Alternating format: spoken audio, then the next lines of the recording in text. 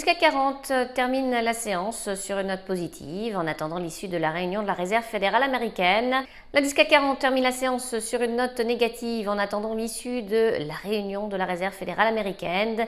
Parmi les valeurs qui se sont distinguées ce mercredi, on retrouve EDF. Le fournisseur d'électricité a averti que l'évolution du chiffre d'affaires n'aura qu'un impact limité en EBITDA. De plus, le recul de la production nucléaire pénalisera l'EBITDA en raison des achats nécessaires sur les marchés de gros dans un contexte de forte progression des prix.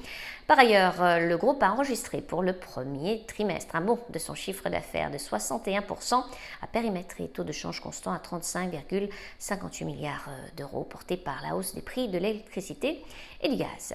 Dans le reste de l'actualité, Vallourec, le groupe parapétrolier, a annoncé avoir redémarré partiellement l'exploitation de sa mine de fer sans utiliser le parc de résidus, après avoir obtenu l'accord des autorités minières à cet effet pour une période de 3 mois. Sous ce régime temporaire permis par la possibilité de recourir à des zones de stockage alternatives, l'objectif est de passer progressivement de 70% à la pleine production.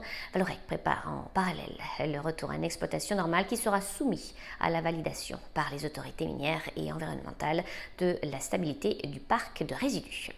Safran, le motoriste et équipementier aéronautique, a bénéficié d'un relèvement de recommandations de la part d'un analyste.